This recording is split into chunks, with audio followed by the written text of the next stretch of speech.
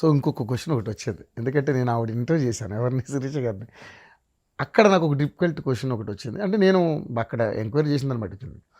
ఈసారి ఇచ్చాపురానికి శిరీష గారు రాబోతున్నారు, అశోక్ పని అయిపోయింది, అశోక్ చెప్పి పెడుతున్నారు, రకరకాల అంటే లోకల్లో ఉన్న పేపర్లు ఛానల్లో కూడా. సరే, ఇప్పుడు ఉన్నటువంటి ప్రత్యర్థులు ఎవరైనా రకరకాలుగా మీ మీద ఎలిగేషన్ తీసుకొచ్చే కార్యక్రమం చేస్తారు ఇప్పుడు మిమ్మల్ని బదనాం చేయడానికి. సో దీని మీద మీ సమాధానం ఏంటి? నిజంగా అటువంటి కార్యక్రమాలు జరిగినాయి? సో ఇప్పుడు నాకు శిరీషకి లేకపోతే ఆవిడ కూడా బ్రదర్ లాగానే సంబోధించారు 100%. నాకు శిరీషకి లేకపోతే ఆ కుటుంబంతో నాకు శివాజీ గారిని నేను గురువుగా భావిస్తాను. వాళ్ళ తండ్రి గారిని నేను గురువుగా భావిస్తాను. ఒక ర్యాపో ఉంది. సో యాక్చువల్గా శివాజీ గారు సోంపేట నియోజకవర్గానికి 30 సంవత్సరాలు ఎమ్మెల్యేగా ఉన్నారు. సోంపేట నియోజకవర్గానికి ఇప్పుడు కొత్తగా అది సోంపేట మండలంగా మారి అది నా నియోజకవర్గంలో ఒక భాగమైంది. తెలుగుదేశం ఇచ్చాపురం నియోజకవర్గానికి సోంపేట. సో ఒక రిలేషన్షిప్లో మేము ఉన్నాం, ఒక మంచి హెల్దీ ఫ్యామిలీ రిలేషన్షిప్లో మా అందరం కూడా. శిరీషకి కానీ నేను కానీ ఎప్పటికీ కూడా శివాజీ గారి ఇంటికి వెళ్తాను, ఆయన బెడ్రూమ్కి వెళ్తాను, అమ్మ వంటగదిలో ఉంటే అక్కడికి వెళ్తాను, నాకు నచ్చితే నేను టీ అడిగి చేయించుకొని తాగుతాను. అంత మంచి రిలేషన్ ఉన్నటువంటి మావి.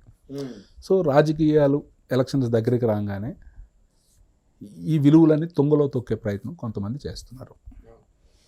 వాళ్ళకి వాస్తవ రూపం తెలియదు, వాస్తవ పరిస్థితి తెలియదు, కానీ ఒక కన్ఫ్యూజన్ క్రియేట్ చేయాలి పబ్లిక్లో అనేది ఒక ప్రయత్నం చేస్తున్నారు. సో కన్ఫ్యూజన్ క్రియేట్ చేసే ప్రయత్నంలో వాళ్ళు ఏదో సాధించామనుకుంటున్నారు, కానీ వాళ్ళు సాధించింది శూన్యం. First thing. రెండోది, ఒకవేళ పార్టీయే నిర్ణయించి లేదు ఇక్కడ శిరీష పోటీ చేస్తే మంచిది అని కానీ ఒక నిర్ణయం తీసుకుంటే హ్యాపీగా స్వాగతించే వ్యక్తిని నేను. సో మా మధ్యన అంత మంచి హెల్దీ రిలేషన్షిప్ ఉన్నప్పుడు ఎవరో చెప్పడం ఏంటండి? What is the point? So మీకు అర్థమైంది అనుకో. డెఫినెట్లీ. సో మాకు ఫ్యామిలీ కమిట్మెంట్, మీకంటూ అండర్స్టాండింగ్ ఉంది మధ్యలో ఎవరైనా. మాకు ఫ్యామిలీ కమిట్మెంట్ ఉంది, మాకు పార్టీ కమిట్మెంట్ ఉంది. సో ఈ రెండు మాకున్నప్పుడు ఎవరో ఏదో చెప్పారని, ఎవరో ఏదో మాట్లాడారని దాని గురించి చర్చించుకునేంత టైం. సింపుల్ ఉదాహరణలు 2 చెప్తాను. మొన్న ఒక లోకల్ ఛానల్లో శిరీష చూపు ఇచ్చాపురం వైపు అని చెప్పి ఒక మంచి క్యాప్షన్ పెట్టారు, బాగుంది. అది వచ్చింది. దానికి అతను అసలు చెప్పినటువంటిది ఏంటంటే, మొన్న బోతపురంలో ఎంపీ గారితో ఒక ప్రోగ్రాం జరిగింది. బ్రహ్మం గారు అని ఒక ఆయన తెలుగుదేశం పార్టీలో 40 years కాంగ్రెస్లో ఉండి తెలుగుదేశం పార్టీలో జాయిన్ అయ్యారు. అయితే ఆయనకి మందసా మండలం అంటే శిరీషకు సంబంధించినటువంటి పలాస నియోజకవర్గంలో మందసా మండలంలో కొన్ని గ్రామాలు కూడా ఆయనకి అటాచ్డ్గా ఉన్నాయి. ఈ సిటీవీ వాడు ఏం చెప్పాడు అని అంటే, ఏదో బాతుపురం ప్రోగ్రాం శిరీష అటెండ్ అవడంలో మతలబ్ అంతా కూడా కేవలం శిరీష ఇచ్చాపురం వైపు చూడడం వల్లే అని చెప్పాడు. అసలు వాడికి తెలియంది ఏంటి అని అంటే, బ్రహ్మం గారి ప్రోగ్రాం రామ్మోహన్ నాయుడుతో కన్ఫర్మ్ అయిన వెంటనే ఫస్ట్ ఫోన్ నేను ఎవరికి చేశాను తెలుసా మీకు? శిరీష అక్కకి చేశాను. శిరీష అక్కకి చేసి, అక్క పలానా వ్యక్తి జాయిన్ అవుతున్నారు సోంపేట మండలంలో, కానీ ఆయన మందసా మండలంలో కూడా ప్రభావం చూపించగలిగినటువంటి వ్యక్తి, నువ్వు కూడా ఆ ప్రోగ్రాంకి వస్తే కొంత బాగుంటుంది కదా అని చెప్పి పిలిచినోడిని నేను.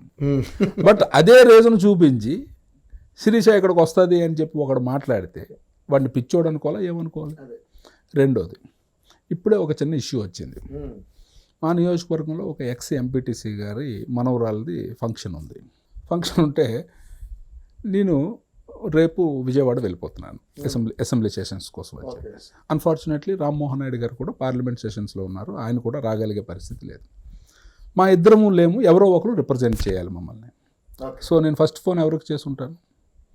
మా అక్కకే చేశాను. అక్క మా ఇద్దరము ఉండట్లేదు, నువ్వు వచ్చి అటెండ్ అవ్వు మా తరపున అన్నాను. అంటే this is the cordial relation we have. So ఎవరికో నొప్పి అయితే మేమెందుకు దాని గురించి కామెంట్ చేయాలి?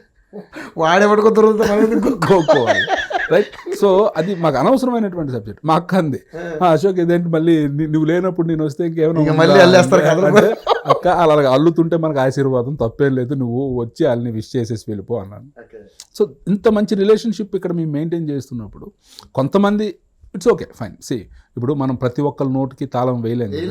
అందులో దురదృష్టం ఏంటి అంటే right to freedom of speech మన ప్రజాస్వామ్యంలో ప్రధానమైనటువంటి అంశం. వాక్ స్వాతంత్రం మనం అడ్డుకోలేము. అంటే జగన్మోహన్ రెడ్డి అడ్డుకోగలడు, that is a different story.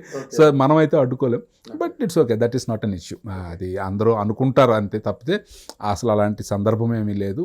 మేమందరం చక్కగా ఉన్నాం, అక్క పలాసలో పోటీ చేస్తుంది, నేను ఇచ్చాపురంలో పోటీ చేస్తాను, ఇద్దరం మళ్ళీ గెలుస్తాం, అసెంబ్లీకి వెళ్తాం.